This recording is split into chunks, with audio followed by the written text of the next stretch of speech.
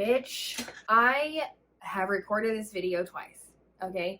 The first time I had to start, I had to start all over because I was like 30 minutes in and I was doing like a whole ADHD freaking ramble, and it's like, no, we're not doing this anymore, Brittney. We can't keep doing this. And so I was like, okay, let me do my proper YouTuber thing. And I started over. And this time my freaking microphone that I was wearing was not on. And so now I'm recording this video again. I don't have on a microphone. So if the sound quality is not that great, then forgive me. I'm going to try to edit it as much as I possibly can. I say all that to say, welcome back to my channel. If you've never seen me before in your entire life, my name is Brittney Gray and I am owner of Beach Vibes Beauty. So it has been a minute. I have been thinking, how am I going to jump back into this YouTube thing? Because I feel like for the past several, well, not several, but for the past few years, ever since I gave birth and life hit me in the freaking head with a twisted T, and my brain did a factory reset, I have been trying to figure out, what am I going to do with my YouTube channel? I would upload here and there every couple of months just because I did want to stay connected and maintain the relationship with my subscribers, but I didn't know how because I wasn't in the salon all the time. I was at home being a mom. My whole life was about breastfeeding and bottles and diapers and cocoa melon. And so I didn't know how to come on camera and just be like, hey, let's learn how to do the Rachel cut since it's coming back. And it took me a long time to figure out, like, what am I gonna do? Like, who am I? And so finally it clicked a couple of weeks ago. I don't want to give up on myself. I don't want to give up on my career. I miss my career. I miss being on YouTube. I miss my subscribers. I was trying to figure out, how do I talk about hair again? And I started to think, in cosmetology, in our cosmetology textbooks, one of the first chapters is all about self-care. And so why don't I start from the beginning and talk about the importance of self-care and how it is sometimes literally the difference between life and death, okay? Whether that's literally or whether it is metaphorically. So yeah, we're going to talk about that today because it is so relevant to the reasons why I have been gone. So if you are not subscribed to my channel, please take a moment to subscribe. If I'm not here, I'm on Instagram, I'm on Facebook. I have a whole Facebook hair group. I have TikTok. So here we go. Let's get started. Oh, also I want to give the disclaimer that yes, I know my hair is like a little bit longer on this side. I gave myself a haircut like 6 weeks ago, and like this is just how it grew out. It grew out a little bit longer on this side. So I feel like I'm having like a good hair day. Like it's kind of shiny. Let me show you guys. By the way, I recently did a TikTok all about my my latest hair color. I do the formula, I take you through the process and everything so you guys can see that on my TikTok. I'll have it linked down below. Ew, I'm talking like a vlogger when they talk like this. All right, let me stop. The importance of self-care, whether you are in a salon or whether you are in any other industry at all. I feel like one of the first times that I ever felt true burnout in my career was when I opened the salon. Coast Deluxe Salon that I opened with my dear friend Bridget in 2019, which was like a freaking horrible time to open a salon had I known that like the world was gonna end the next year. But before that, you know, it was one of my dreams to me, and being in my industry, just for me personally, being a salon owner was like the pinnacle of my career.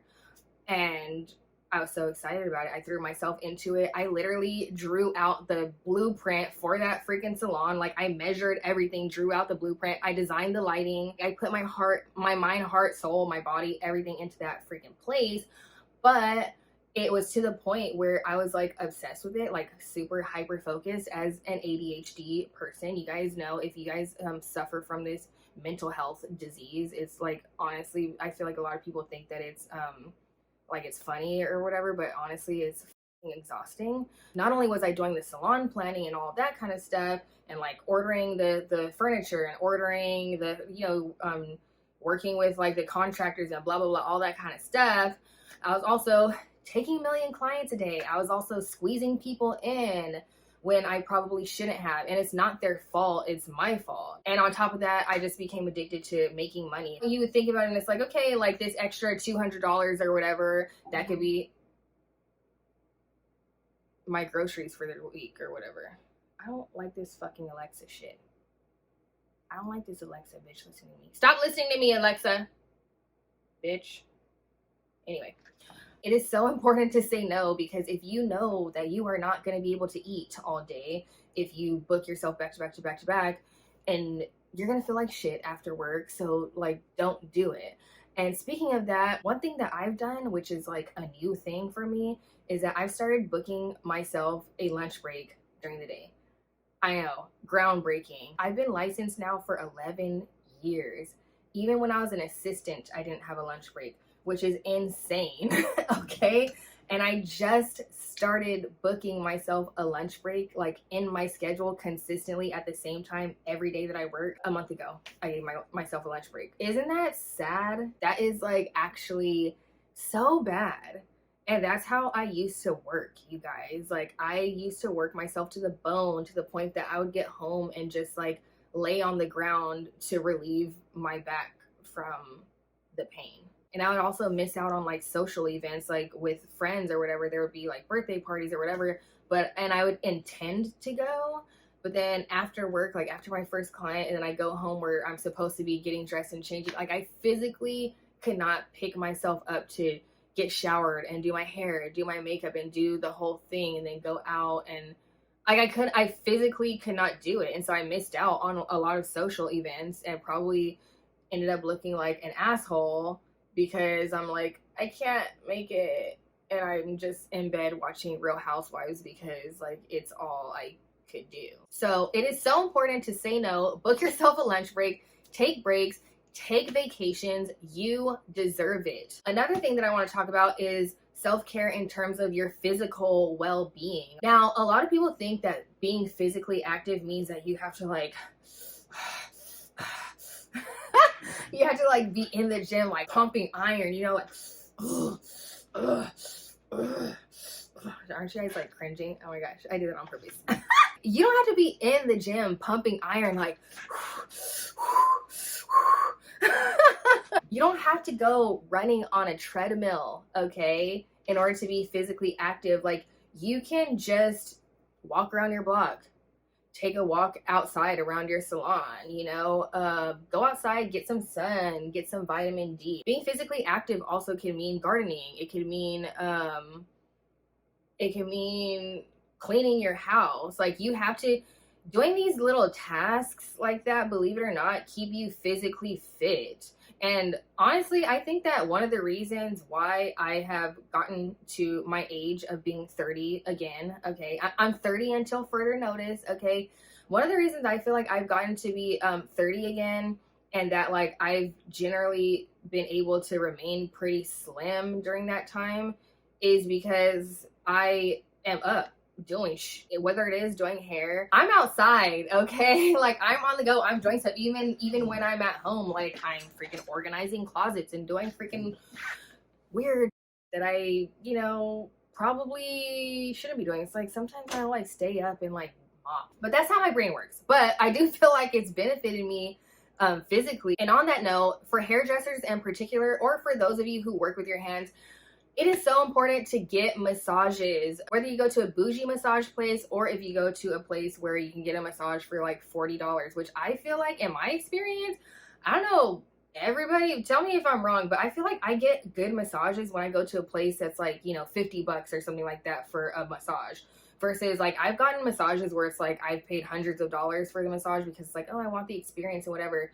but the massage doesn't like, it just doesn't do the same thing. And I don't know why. Like when you go to the places where it's like $50 and that lady is like up on the table stepping on your back, like it's like those massages are the best. And so that was one of the things that I also kind of like skimped out on for several different times. And I remember one time in particular, I have a muscle back here, okay, and I don't know what muscle it is because, you know, I probably learned it in cosmetology school, but then I forgot. So but I have a muscle back there where like I get like a muscle spasm in the same muscle every every so often, and when I'm not getting my massages and whatever.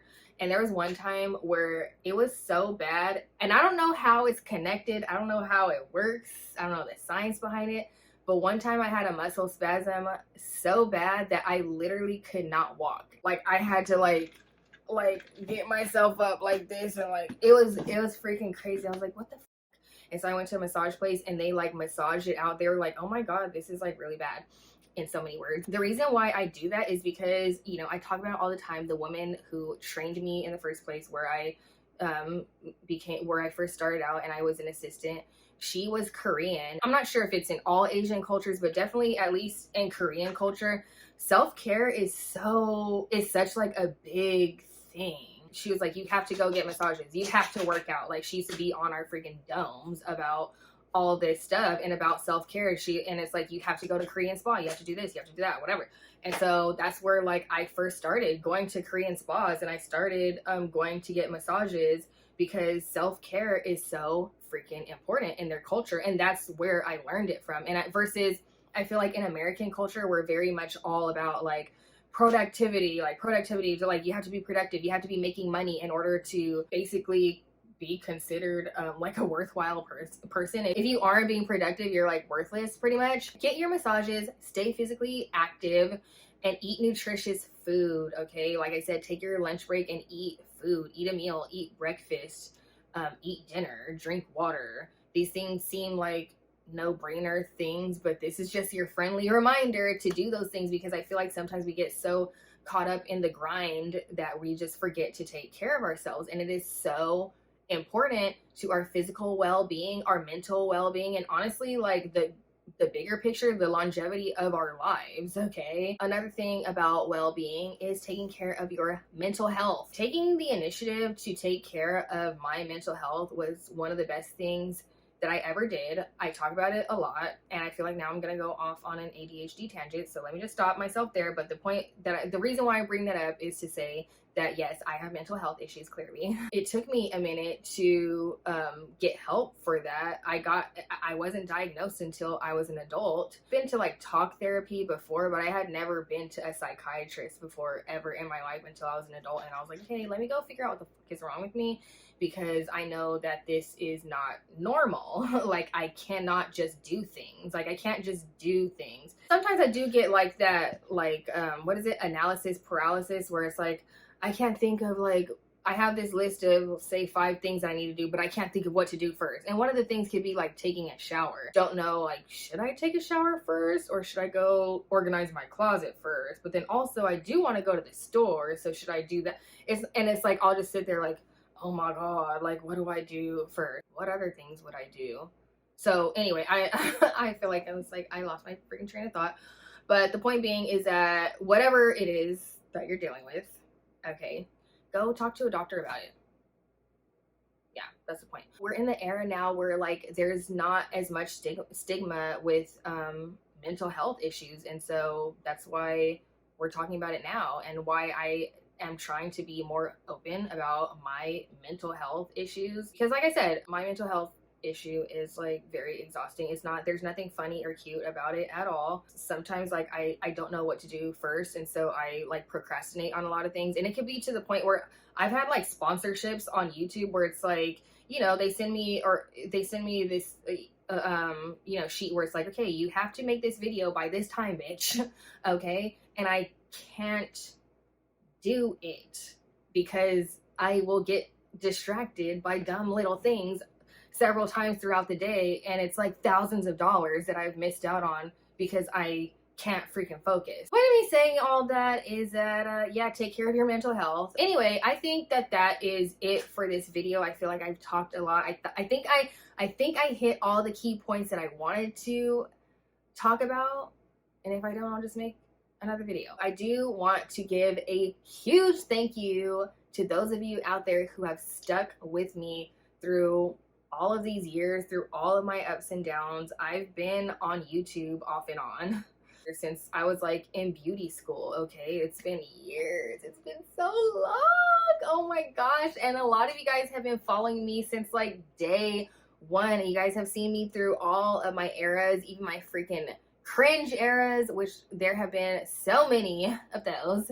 I'm so appreciative because, like I said, you know, sometimes they say if you take 2 weeks off of social media and you come back, like everybody forgets about you, right? And I've taken months off at a time. Sometimes I think there might have been like some years that I've taken off, but for some reason I always come back, and I'm always shocked that people will comment on my freaking videos and watch my videos still. Like, I'm utterly shocked when that happens. I'm not even joking. I'm like, wow, people still know who I am, and they're sticking with me, and they're you know, anxious to see what I'm uploading or what I'm up to, and also concerned too. Like, some people are like, I hope you're doing well, I miss you on YouTube, whatever. Even just a couple of weeks ago, I was with my husband and my kids at the zoo at the freaking orangutan exhibit. We're just like, you know, looking at these little orangutans behind the glass. And this girl comes up to me, like comes next to me. She's like, and because she's with her kids too. She's like, are you Brittney? Are you on YouTube? And I was just like, yeah. She's like, I know you're with your family, but I just want to say you're awesome. And I was like, thank you. And I probably came off very awkward and maybe even rude, because that's all I said. I didn't say anything else. And I started having anxiety after. I'm like, oh my gosh, did I come off weird? Did I come off like rude or like a bitch or like a snob that I didn't like sit there and talk to her? I don't know. And I didn't get her name or anything. So if you happen to be watching this, thank you for saying hi to me. But just like those little interactions like that, whether it is in person or online, just make me feel so happy. I'm like, oh my gosh, people remember me and feel a connection to me. That girl did not have to say anything to me that day. You guys, some of you love me. And even if it is only a small amount of people, like, it just still makes me happy. Like, okay, I can still do this. I can still do what I love. Anyway, don't want to keep ranting. That is it for this video. Like I said, if I'm not here, I'm on Instagram, I'm on TikTok, I'm on Facebook. Join my Facebook hair group.